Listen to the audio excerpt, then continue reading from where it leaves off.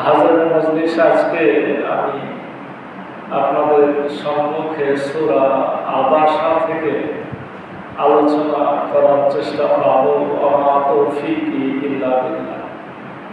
রব্বুল আলামিন সূরা আবাসাতে বলছেন, আউযু বিল্লাহি মিনাশ শাইতানির রাজীম।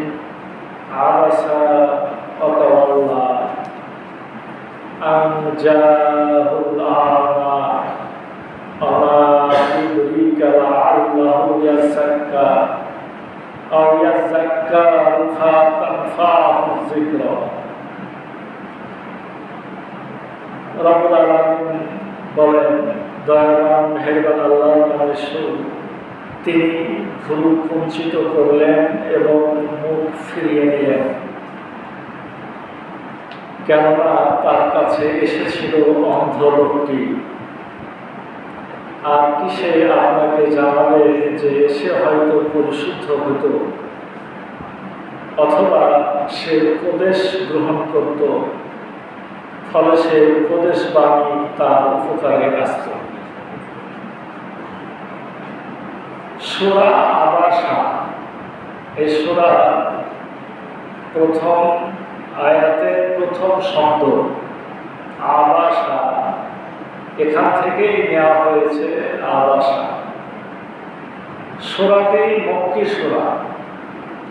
আল্লাহ রাসূল সাল্লাল্লাহু আলাইহি ওয়াসাল্লাম মক্কা শরীফে নবুয়ত পাওয়ার পরে যখন কাফের মুশরিকদের নেতৃবর্গের কাছে দাওয়াতের কাজ পরিচালনা করছিলেন, অর্থাৎ নবুয়তি জিন্দেগির শুরুর দিকে এই সূরাটি নাযিল হয়েছে। এই সূরার মূল আলোচ্য বিষয় হল রিসালাত এবং আখিরাত, অর্থাৎ রাসূল সাল্লাল্লাহু আলাইহি ওয়াসাল্লাম কাজের দায়িত্ব এবং সেই সাথে পরকালীন চিন্তা, আখিরাতের ভয়, আখিরাতের বিষয়ে সতর্কতা, এই দুটাই হলো এই সূরার মূল বিষয়বস্তু। এই সূরাটাকে আমরা এরপরও তিনটি ভাগে ভাগ করতে পারি। প্রথম ভাগটা হলো যারা মানুষের কাছে ইসলামের দাওয়াত পৌঁছায়, এই দাওয়াত দানকারীদের করণীয় কাজ কি। দ্বিতীয় হলো মানুষের অহংকার কিসে, মানুষ কেন অহংকার করে এবং রব্বুল আলামিন এই অহংকারকে কিভাবে দেখেন। এটা হলো এই সূরার দ্বিতীয় ভাগ। আর শেষ ভাগটা হলো কিয়ামত দিবসের চিত্র। এই আখিরাতের দিনে কেউ যে আমরা কাউরে থাকবো না, কেউ কাউরির পাশে যে দাঁড়াতে পারবো না, কেউ যে কাউরির উপকার করতে পারবো না, এই চিত্রটা আছে এই সূরার শেষে। আমরা আলোচনা শুরু করব, যতদূর আলোচনা করা যায় আজকেই করব, বাকি যদি কিছু থাকে আমরা পরে আলোচনা করার চেষ্টা করবো ইনশাআল্লাহ। আবাসা ওয়া তাওয়াল্লা, আল্লাহ রাব্বুল আলামিন কি বলছেন? তিনি ভ্রু কুঞ্চিত করলেন এবং মুখ ফিরিয়ে নিলেন। তিনি মানে কে? স্বয়ং আল্লাহ রাসূল হযরত মুহাম্মদ সাল্লাল্লাহু আলাইহি ওয়াসাল্লাম। আল্লাহ রাব্বুল আলামিন বলতে পারতেন, হে মুহাম্মদ, তুমি কেন মুখকে ফিরিয়ে নিলে, তুমি কেন কপালটাকে জড়ো করলে? তাহলে কি হতো? আল্লাহ রাসূল সাল্লাল্লাহু আলাইহি ওয়াসাল্লাম একটু কষ্ট পেতেন।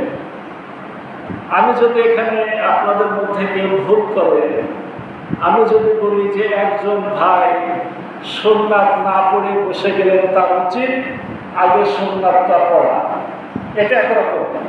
আর যদি বলি এই জালাল ভাই ওঠেন, কেন নামাজটা পড়লেন না, তাহলে জালাল ভাই সরাসরি কি পেল? কষ্ট পেল। নাম ধরে না বলাটা আল্লাহ রাব্বুল আলামিন আল্লাহ রাসূলের একটা ভুল ধরেছেন, কিন্তু তার সম্মানের সাথে তিনি বলছেন আবাসা, তিনি ভ্রু কুঞ্চিত করলেন। ওয়াতাওয়াল্লা, এবং তিনি মুখ ফিরিয়ে নিলেন। অর্থাৎ আল্লাহ রাসূল ভ্রু কুঞ্চিত করলেন।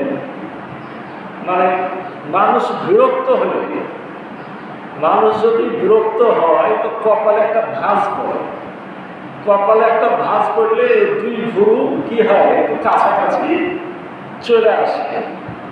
আল্লাহ রাসূল একটা বিষয়ে বিরক্ত হয়েছিলেন, কিন্তু এই বিরক্ত হওয়াটা আবার কার পছন্দ হয়নি? আল্লাহর পছন্দ হয়। সুবহানাল্লাহ। এই কথাটাই আল্লাহ রাসূলের উদ্দেশ্যে আল্লাহ এই আয়াতের প্রথম শব্দ বলছেন আবাসা। তিনি ভ্রু কুঞ্চিত করলেন, ওয়াতাওয়াল্লা, এবং তিনি মুখ ফিরিয়ে নিলেন। ঘটনাটা কি ছিল? ঘটনাটা ছিল যে মক্কার শ্রেষ্ঠ কিছু ধনী, আপনার অনেক বড় বড় ধনী, মক্কার নেতা, এদের মধ্যে ছিল উতবা, সাইবা, আবু জেহেল, উমাইয়া ইবনে খালফ, ওয়ালিদ ইবনে মুগিরা, এমনকি স্বয়ং আব্দুল মুত্তালিব এবং আপনার আব্দুল্লাহ ইবনে এবং আব্বাস রাদিয়াল্লাহু আনহু, আল্লাহ রাসূলের চাচা। এরকম দামি দামি মানুষদেরকে তখনও তারা ইসলাম গ্রহণ করেনি। আল্লাহ রাসূলের টার্গেট যে নেতাদেরকে যদি আগে দাওয়াত দেওয়া হয়, এটা নিয়মও তাই। যে কোনো সমাজে দাওয়াত দেওয়ার বৈশিষ্ট্য হলো যে সমাজে যদি যারা নেতৃত্ব কর্তৃত্বশালী মানুষ, তারাকে ইসলামের দিকে যদি নিয়ে আসা যায়, একজনের সাথে 50 জন চলে আসে। আল্লাহ রাসূল সাল্লাল্লাহু আলাইহি ওয়াসাল্লামের উদ্দেশ্যে কোনো খারাপ কিছু ছিল না, কিন্তু ভুলটা কোথায় ছিল? আপনি যতই বড় বড় নেতাদেরকে দাওয়াত দেন না কেন, তাদের জায়গাতে একজন লোকের ভিতরে একটু ঈমান আছে, একটু তাকওয়া আছে, তার দামটাই বেশি। কথাটি খেয়াল করলে, একজন তাকওয়াবান মানুষ, সে গরিব, সে দুর্বল, সে অসহায়, সে খেতে পায় না, তার সমাজে দাম নাই, হতে পারে। কিন্তু তাকওয়ার সাথে যখন চিন্তা করব, তখন ওই ডক্টর ইউনূস, খালেদা জিয়া, শেখ হাসিনা কেউ কিচ্ছু না। তখন তাকওয়ার মূল্যটাই উপরে। ইন্না আকরামাকুম ইনদাল্লাহি আতকাকুম, নিশ্চয় আল্লাহর কাছে সম্মানিত সে যার তাকওয়া হলো বেশি। তো রাসূল সাল্লাল্লাহু আলাইহি সাল্লাম দাওয়াত দিচ্ছে এটা, কিন্তু একজন অন্ধ মানুষ, তার নাম ছিল উম্মে মাকতুম, অন্ধ সাহাবী। ইনি হলেন খাদিজা রাদিয়াল্লাহু আনহা। একটা তাফসিরে পেলাম ফুফাতো ভাই, আর একটা তাফসিরে পেলাম চাচাতো ভাই। ইংরেজিতে যদি কাজিন বলা হয় তাহলে আর কোনো সমস্যা নাই। খাদিজা রাদিয়াল্লাহু আনহার ভাই, তার মানে কি রাসূলুল্লাহর ঘনিষ্ঠ আত্মীয়, তাতেও কোনো সমস্যা নেই। এই সাহাবী কোনো কোনো মতে ঈমান নিয়ে এসেছে, অথবা তখনও ঈমান আনে নাই, তিনি সেদিনকে এসেছে রাসূলুল্লাহর কাছে, রাসূলুল্লাহর দাওয়াত শুনে ঈমান গ্রহণ করবে। তাহলে একজন ঈমান গ্রহণের জন্য উদ্গ্রীব, তার নাম উম্মে মাকতুম। আর একদল কাফের সর্দার, তারা কেউ ঈমান আনবে কিনা তার কোনো গ্যারান্টি নাই। তাহলে গ্যারেন্টিওয়ালা লোকটা, কিন্তু সে লোকটা অন্ধ, সে তো দেখতে পাচ্ছে না যে আমার রাসূল কার সাথে বসা আছে, কোন নেতাদের সাথে বসা আছে। উনি এসে প্রবেশ করছেন, প্রবেশ করে বলছেন, ইয়া রাসূলুল্লাহ, আল্লাহ আপনাকে যা কিছু দিয়েছেন আপনি আমাকে সেটা শোনান। তো একটা মজলিসের মধ্যে উনি এসে কথাটা বলছেন, আল্লাহ রাসূল একটু বিরক্ত হয়ে কি করলেন, মানে তার কপালটা মানে জড়ো হয়ে গেল, ভুরুটা কুঞ্চিত হয়ে গেল। আল্লাহ রাব্বুল আলামিন আল্লাহর আরশ থেকে দেখছেন একজন ঈমানের দিকে আগ্রহী, আর ওরা কাফের, ওদের এখনো ঈমান আনার কোনো সম্ভাবনা নাই। তো যে আগ্রহী তার দিক থেকে আল্লাহ রাসূল মুখটা ফিরিয়ে নিলেন, তার কথাতে বিরক্ত হলেন। আল্লাহ রাব্বুল আলামিন আয়াত নাযিল করে দিলেন, আবাসা ওয়াতাওয়াল্লা, তিনি ভ্রূকুঞ্চিত করলেন, তিনি মুখ ফিরিয়ে নিলেন। এক্ষেত্রে একটা কথা না বললেই নয় যে উম্মে মাকতুম, আব্দুল্লাহ ইবনে উম্মে মাকতুম, এই সাহাবী, তার যে বংশ মর্যাদা কম ছিল তা কিন্তু না। শুধু সমস্যাটা কি ছিল? সমস্যাটা ছিল আপনার আনজাহুল আমা, কেননা তার কাছে এসেছিল অন্ধ লোকটি, লোকটা ছিল অন্ধ। এই লোকটা কি ছিল? অন্ধ।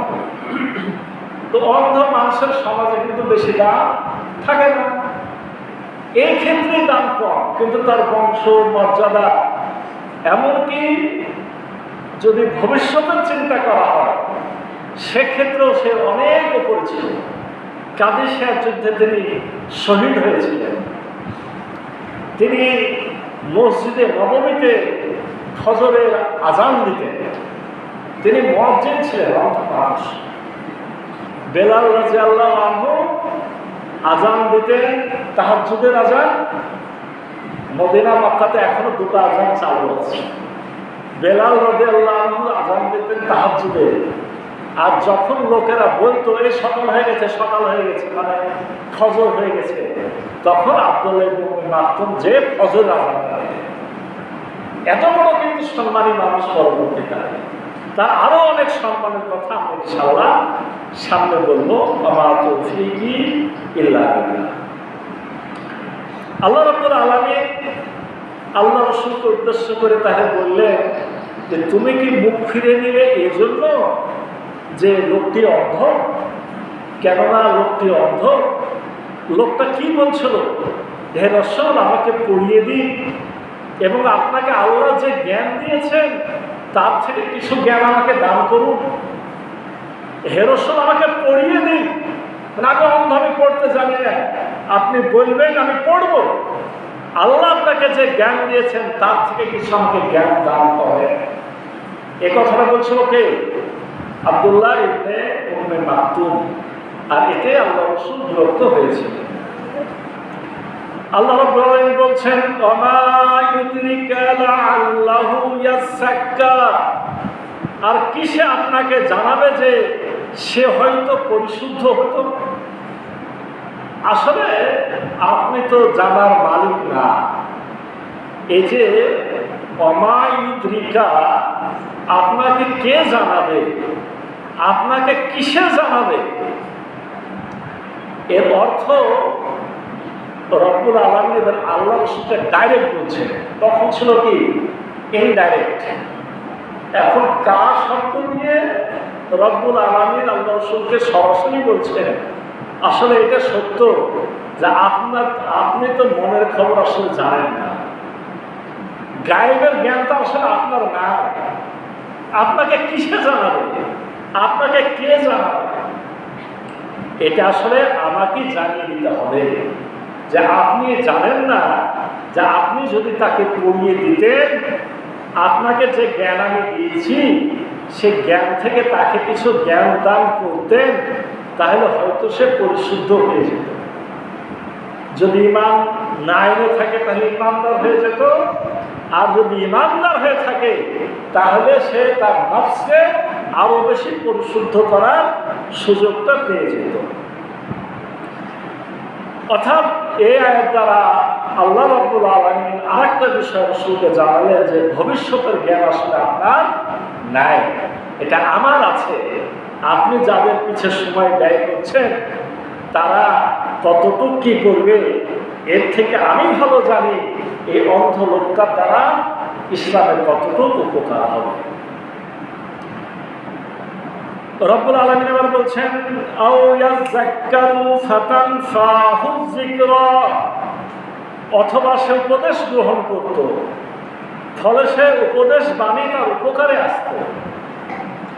ওই লোকটা হয় পরিশুদ্ধ হতো, অথবা উপদেশটা সে গ্রহণ করত, আর এই উপদেশটা তার উপকার হতো, তার কাজে লাগত। এখান থেকে একটা বিষয় পরিষ্কার হয়ে যায় আমরা যে কোরআন থেকে উপকৃত হতে চাই, কোরআন তার উপকার করে। কোরআন থেকে যে উপকৃত হতে চায়, কোরআন তার উপকার করে। আর যে কোরআন থেকে বেপরোয়া থাকে, কোরআন থেকে হেদায়েত নিতে চায় না, কোরআনের শিক্ষা গ্রহণ করতে চায় না, কোরআন তার কোনো উপকার করে না।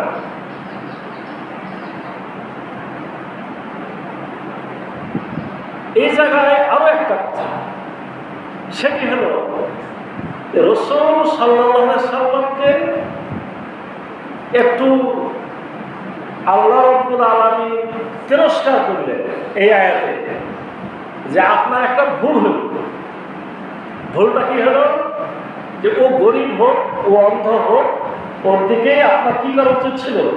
খেয়াল করা উচিত ছিল। কোরআন যে আল্লাহর বাণী এবং কোরআন যে সুরক্ষিত, কোরআনের বাণীতে যে কোনো দ্বিধা দ্বন্দ্ব সন্দেহ নাই, এটা তার প্রমাণ। কিভাবে প্রমাণ? দুনিয়ার কোনো মানুষ চায় না যে আমি অন্যের কাছে ছোট হব। কেউ চায়? মনে করে যে আপনার পিতা আপনার একটা ভুলের কারণে আপনাকে বাড়িতে একটা ধমক দিয়েছে, এই কথাকে আপনি বাইরে যেয়ে বলবেন? যেহেতু আপনার ভুলের কারণে এই ধমকটা খেয়েছেন, আপনি কি বাইরে বলে নিজেকে আবার আরো ছোট করবেন? করবেন না। দুনিয়ার কেউ চায় না যে আমি মানুষের কাছে ছোট হই। সেক্ষেত্রে রাসূলও কি চাইবেন যে আমাকে আল্লাহ ধমক দিয়েছে, এটা মানুষকে আমি জানাই দিই? আসলে রাসূলও তো চাইবেন না। কিন্তু এখানে আল্লাহ তিরস্কার করেছেন, আর রাসূল নিজের মুখে এই আয়াতগুলো পড়ে কি আমাদেরকে শুনিয়েছেন। কোরআনের আয়াতে যদি রাসূলের হাত দেওয়া সুযোগ থাকতো, তাহলে তিনি এই আয়াতগুলো কি করতেন? ধামাচাপা দিয়ে দিতেন যে আয়াত আমি কাউকে পড়ে শোনাবো না। কিন্তু কোরআনে যে কাউরির হাত দেওয়ার কোনো ক্ষমতা নাই, কোরআন যে অবিকৃত, কোরআনে যে কোনো পক্ষপাতিত্ব নাই, এই আয়াতগুলো তার, এই যে চারটা যে পড়লাম, এই আয়াত চারটি হলো তার প্রমাণ। এজন্য বলা হচ্ছে কোরআনে কোনো সন্দেহ নাই। যালিকাল কিতাব লা রাইবা ফীহি হুদাল লিল মুত্তাকিন, এটা সেই কিতাব যে কিতাবে কোনো সন্দেহ সংশয় নাই, আর এটা মুত্তাকিদের জন্য হেদায়েত। শুধু তাই না, এক্ষেত্রে আপনাদেরকে একটা খুব কঠিন আয়াত শোনায়, খুব কঠিন আয়াত। আল্লাহ রাসূলকে আল্লাহ রাব্বুল আলামিন কিভাবে বলেছেন কোরআনের আয়াতকে সংরক্ষণ করতে। সূরা হাক্কা 44, 45, 46। সূরা হাক্কা 44, 45, 46। সেখানে রব্বুল আলামিন বলছেন, আল্লাহু তাআলা, আর তিনি যদি আমার নামে কোনো কথা বাড়িয়ে বলতেন, আল্লাহ তাআলা আলাইনা,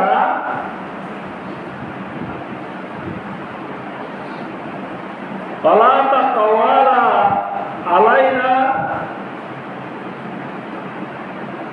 যাকে আরবিতে আমার লেখা সঠিকভাবে হয়নি, অর্থ হলো আর তিনি যদি আমার নামে কোনো কথা বানিয়ে বলতেন, তাহলে আমি কি করতাম? আখাজনা মিনহু বিল ইয়ামিন, আমি তাকে ডান হাত দিয়ে ধরে ফেলতাম, সুম্মা লা কাতানা মিনহুল ওয়াতিন, এবং আমি তার গর্দানকে কেটে ফেলে দিতাম। আয়াতটা কাকে বলা হয়েছে? রাসূলুল্লাহ। যে হে রাসূল, আপনি যদি আমার নামে কোনো কথা বানিয়ে বলতেন, আমি যা দিয়েছি তা তো আপনি সঠিক রেখেছেন, এর সাথে কিছু যদি আপনি বানায় বলতেন, আমি বলিনি, কিন্তু আপনি যদি বলতেন যে আল্লাহ বলেছেন বলে কোনো কথা যুক্ত করতেন, তাহলে আমি আপনাকে ছাড়তাম না। আমি আপনাকে ডান হাত দিয়ে ধরে ফেলতাম এবং কি করতাম, আপনার শিরার যে রগ, যেটা কেটে ফেললে ধমনী মানুষ মারা যায়, এই রগকে আমি ছিঁড়ে ফেলে দিতাম। বুঝতে পেরেছে কোরআন কিভাবে সুরক্ষিত? এখানে হাত দেওয়ার কোন সুযোগ নাই। সম্মানিত মুসলমানে কেরাম, রব্বুল আলামিন 5 নম্বর আয়াতে বলছেন আম্মা মান ইস্তাগনা। এবার ওদের উদ্দেশ্যে বলছে। কাদের উদ্দেশ্যে? ওই যারা কাফের। এতক্ষণ তো আলোচনা হয়ে গেল উম্মে মাকতুমের ব্যাপারে, আর এখন আলোচনা হচ্ছে ওই নেতাদের ব্যাপারে। এই সূরাটা যদি কেউ এমনি অর্থ পড়ে তো মনে হবে যে বোধহয় আপনার এখানে নেতাদেরকে দাম দেওয়া হয়েছে। না, বরঞ্চ এখানে তাদেরকে তিরস্কার করা হয়েছে যে তারা নিজেদেরকে অনেক জ্ঞানী ভাবত। কেমন জ্ঞানী ভাবত? আবু জেহেল তাকে আবুল হাকাম নামে ডাকা হতো, জ্ঞানীর পিতা। ওলীদ বিন মুগীরা, মক্কায় তার এত সম্পত্তি ছিল যে মক্কা থেকে তায়েফ পর্যন্ত ফাঁকা যত জায়গা দেখা যেত, এই গোটা সম্পত্তির মালিক ছিল ওলীদ বিন মুগীরা। এবং মক্কার নেতারা বলতো, আল্লাহ রাসূলের যখন আল্লাহ রাসূল দাওয়াত দেওয়া শুরু করলেন, তার নবুয়তির কাজ শুরু করলেন, তারা বলতো যে আল্লাহ যদি নবী বানাবেনি তাহলে মুহাম্মদকে কেন বানাবে, ইয়াতিম লোককে কেন বানাবে? বানালে ওলীদ বিন মুগীরাকে বানাইত। তাহলে এরকম আবু জেহেল, উতবা, সাইবা, উমাইয়া বিন খালফ, ওলীদ বিন মুগীরা, চাচা আব্বাস, আব্দুল মুত্তালিব, এরকম চাচা বংশীয় মানুষ, তাদের সকলকে উদ্দেশ্য করে আল্লাহ রাব্বুল বলছেন আম্মা মান ইস্তাগনা। যারা নিজেকে স্বয়ং সমৃদ্ধ ভাবে, যারা নিজেদেরকে ধনী মনে করে, যারা তোমাকে পরোয়া করে না, যারা আল্লাহর আয়াতকে মানতে চায় না, আমি এখন তাদের উদ্দেশ্য করে বলছি ফাআনতা লাহু তাসাদ্দা। আপনি তাদের দিকে বেশি মনোযোগ দিয়ে দিয়েছেন। মানে যে লোকটা ঈমান আনতে চায় সে সাধারণ মানুষ হতে পারে, বরঞ্চ তার দিকেই আপনার খেয়াল করা বেশি উচিত ছিল। কিন্তু আপনার মনোযোগটা কোন দিকে হয়ে গেছে? নেতাদের দিকে বেশি হয়ে গেছে। তার শ্রদ্ধা বলা হয় যার কাছে বারবার যাওয়া হয়, যাকে বারবার বলা হয়, যার পিছনে বেশি দৌড়াদৌড়ি করা হয়। আল্লাহ রাসূল এই নেতাদের পিছনে বেশি দৌড়াদৌড়ি করেছিলেন, সে কথাটা রব্বুল আলামিন এই আয়াতে বললেন। আল্লাহ রাব্বুল আলামিন 7 নম্বর আয়াতে বলছেন আমা আলাইকা আল্লাহ ইয়াযাক্কা। তবে আপনার উপর কোনো দায়িত্ব বর্তাবে না যদি সে পরিশুদ্ধ না হয়। ওরা যদি পরিশুদ্ধ না হয় এতে তো আপনার কোনো দায়িত্ব নাই। আপনি এত পেরেশান কেন হবেন? আপনার বলার কাজ আপনি বলবেন, দাওয়াত দেওয়ার কাজ দাওয়াত দেবেন। আপনার আল্লাহ আর আপনার আল্লাহর বাণী এত ছোট না যে একেবারে তাদেরকে ঘিরাইতেই হবে। এত ব্যস্ত হওয়ার দরকার নাই। আপনাকে আমি দারোগা করে পাঠাই যে জোর করে তাদেরকে গিলিয়ে খাওয়াইতে হবে। আল্লাহ রাসূল সাল্লাল্লাহু আলাইহি ওয়াসাল্লাম আসলে খুব পেরেশান হতেন। এজন্য অন্য জায়গাতেও রব্বুল আলামিন বেশি পেরেশানির জন্য আল্লাহ রাসূলকে তিরস্কার করেছে, এত পেরেশান হতে হবে না। আমরা পাই সূরা কাহফের 6 নম্বর আয়াত, আল্লাহ বলছেন ফালা আল্লাকা বাখিউন নাফসাকা আলা আসারিহিম ইল্লাম ইউমিনু বিহাযাল হাদিসে আসাফা। মনে হচ্ছে আপনি তাদের পিছনে ঘুরতে ঘুরতে নিজেকে আপনি ধ্বংস করে দিলেন। এখানে একটা বিষয় শিক্ষণীয়, দিনের দাওয়াতের কাজটা রাসূল কেমন পেরেশানির সাথে করতেন, যে স্বয়ং রব্বুল আলামিনকে থামাতে হয়েছে যে এত পেরেশান আপনাকে হতে হবে না। আর সূরা আনামে আল্লাহ রাব্বুল আলামিন বলছেন ওয়াইন কানা কাবুরা আলাইকা ইরাদুহুম ফাইনিস্তাতাআতা আন তাবতাগিয়া নাফাকান ফিল আরদি আও সুল্লামান ফিস সামাই ফাতাতিয়াও বিআয়া। হে রাসূল, আমি জানি ওরা যে আপনার কথা শুনতে চায় না, মানতে চায় না, এটা আপনার কষ্ট হয়, কিন্তু আপনি পেরেশান হবেন না।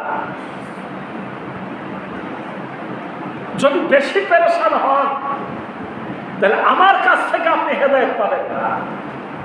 আপনি কি করেন?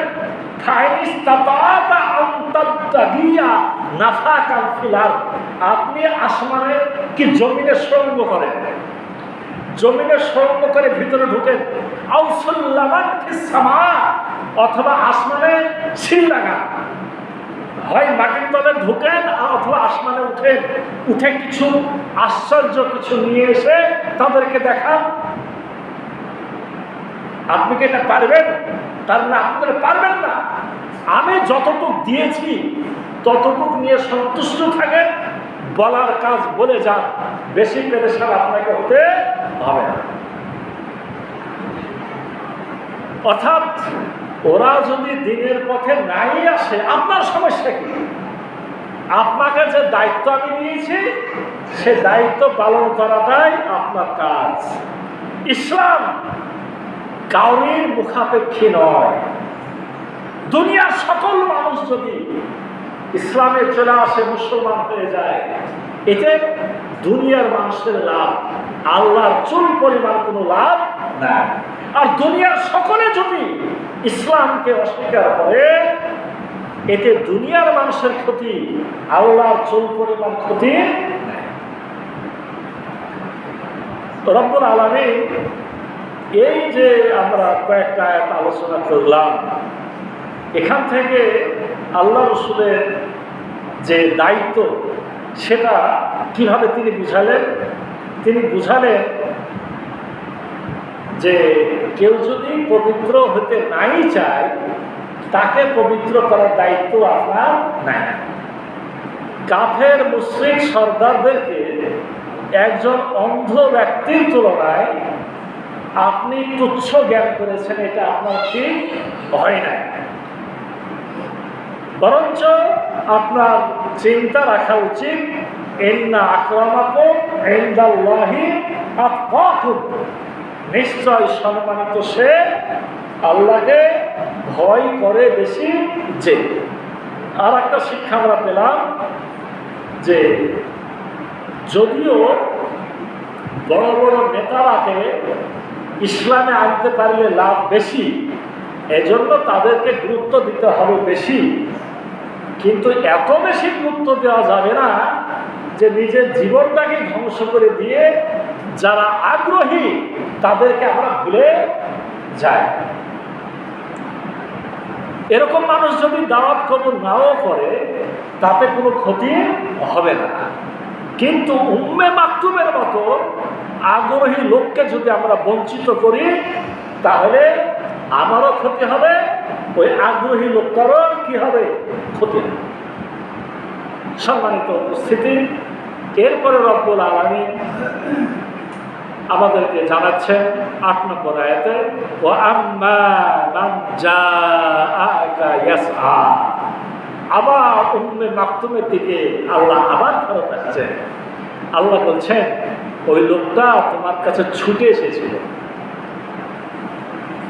মানে ইয়াসআ, যে সাধনা করে, যে চিন্তা গবেষণা করে, যে জানতে বেশি বেশি আগ্রহী, তার ব্যাপারে বলা হয় ইয়াসআ। মানে উম্মে মাকতুম আপনার কাছে আগ্রহ নিয়ে জানার আশাতে আপনার কাছে ছুটে এসেছিল। অহুয়া ইয়াখশা, ওই লোকটা কি ছিল? ওই লোকটা আল্লাহ ভয় তার মধ্যে ছিল। আর এটা গুণটা কার? এবার আব্দুল্লাহ ইবনে মাকতুমের গুণ আল্লাহ বলছেন, ফাআনতা আনহু তালাহা, অথচ আপনি তার ব্যাপারে উদাসীন হলেন। মানে যারা আল্লাহর ব্যাপারে উদাসীন তাদেরকে আপনি গুরুত্ব দিয়েছিলেন, আর যারা, যে লোকটা আল্লাহকে মানতে চায়, আপনি তার ব্যাপারে কি হয়েছিলেন? উদাসীন হয়েছিলেন। তার লাহা মানে অবহেলা করেছিলেন, উদাসীন হয়েছিলেন, তার ব্যাপারে আগ্রহ দেখাননি, তার ব্যাপারে আপনি অনাসক্ত হয়েছিলেন, আপনার মন অন্যদিকে মত্ত হয়ে গেছিল। এই সকল শব্দের অর্থে এই লাহা শব্দটা ব্যবহার করা হয়। আল্লাহর পরে বলছেন, কাল্লা, কখনো না, ইন্নাহা তাযকিরাহ, নিশ্চয় এটা উপদেশ বাণী। কোরআনটা হলো কি? এটা একটা উপদেশ। এই উপদেশ পাওয়ার পর আব্দুল্লাহ ইবনে মাকতুম যখন রাসূলের মসজিদে আসতেন তখন বিশেষ মর্যাদা পেতেন। এই আয়াতগুলো যখন নাজিল হয়ে গেল তখন আল্লাহ রাসূল আব্দুল্লাহ ইবনে মাকতুমকে কত সম্মান দিতেন জানেন? অনেক বেশি সম্মান কিন্তু তার বেড়ে গেছিল। যখন আব্দুল্লাহ ইবনে মাকতুম মসজিদে প্রবেশ করত তখন রাসূল তাকে বিশেষ মর্যাদা দিত, বলতো, আহলান সাহলান, হে উম্মে মাকতুম, তোমার জন্য আল্লাহ আমাকে পুরস্কার করেছে, তুমি কাছায় আসো। রাসূল নিজে তার চাদরটাকে বিছাইতে বলতেন, তুমি এখানে কি করো? তুমি এখানে বসো।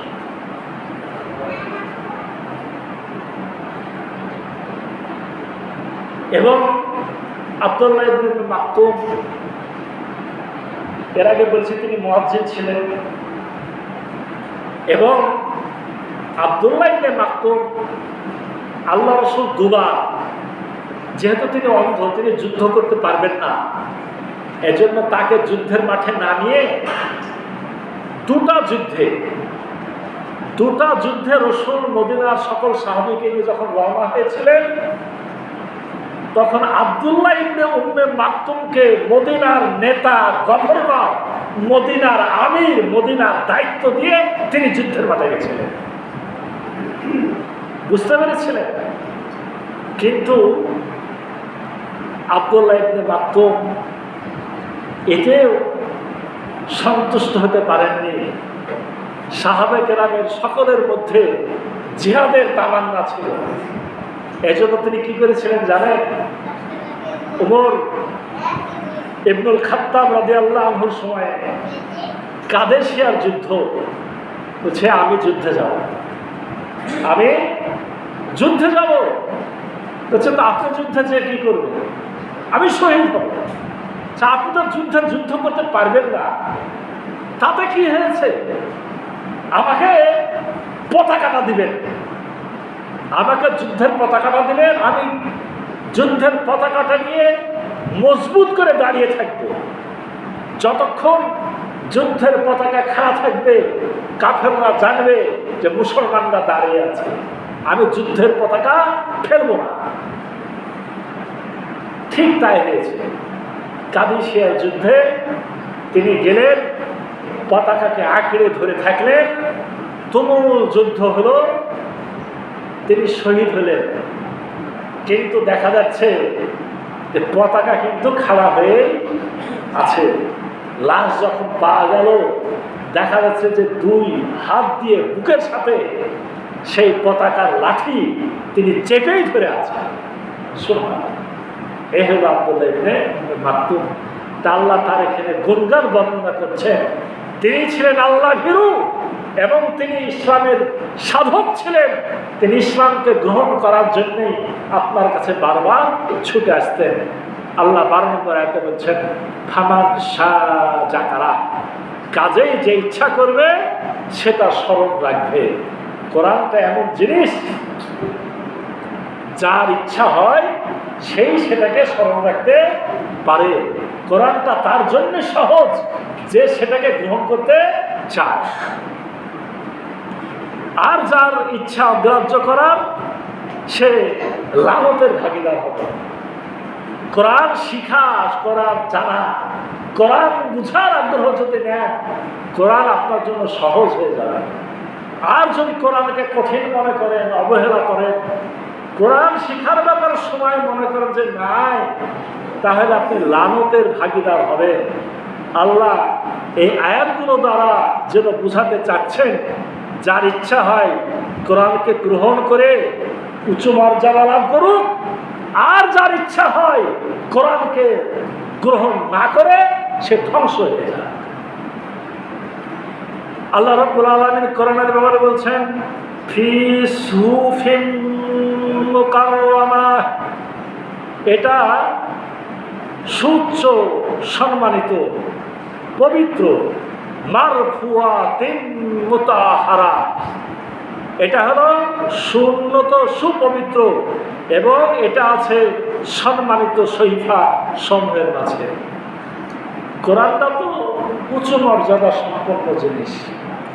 এর মূল বাসস্থান কোথায়? ফি লাওহে মাহফুজ, এটা স্থান মাহফুজ। আমরা আজকে এখানে শেষ করি, সময় শেষ হয়ে গেল। যে কোরআনের দিকে আগ্রহ, কোরআন শিক্ষার ব্যাপারে আগ্রহ, কোরআন হলো নিজের ভাগ্য গড়ার বিষয়, কোরআন আমাদের মর্যাদা বৃদ্ধির বিষয়। কোরআন কাউকে ভাগ্যবান বানাবে আর কোরআন কাউকে ধ্বংস করে দেবে। সূরা তাহাতে আল্লাহ বলছেন, তাহা মা আনজালনা আলাইকাল কোরআন লিতাসকা, তাহা আমি কোরআন নাজিল করেছি এজন্য নয় যে আপনি দুর্ভাগা হয়ে থাকবেন। কোরআন যদি আপনি বুকে ধারণ করেন, আপনি ব্যক্তি হিসাবে সম্মানিত হবে। এই সমাজের লোক যদি কোরআনকে গ্রহণ করে, সমাজের লোক সবাই সম্মানিত হয়ে যাবে। কোরআন যদি গোটা দেশের লোক গ্রহণ করে, গোটা দেশের লোক সম্মানিত হয়ে যাবে। যে সমাজের লোক, যে দেশের লোক, যে ভূখণ্ডের লোক, যে রাষ্ট্রের লোক কোরআনের আইন বিধান মেনে নেবে, সে দেশের নিচ থেকে, জমিন থেকে রহমত বরকত ফেটে ফেটে বের হয়ে আসবে। সে দেশের আসমান থেকে রহমতের দরজাগুলো সব খুলে দেওয়া। এই হলো কোরআন।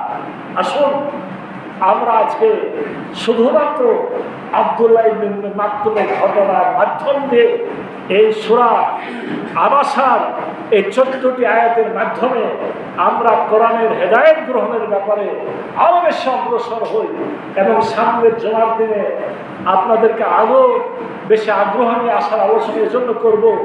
রব্বুল আলামিন গরিবদেরকে, অসহায়দেরকে, দুর্বলদেরকে কত বেশি সম্মান করেছেন, মর্যাদা দিয়েছেন, তার একটা বিরাট আলোচনা আমি আপনাদের সম্মুখে করতে চাই।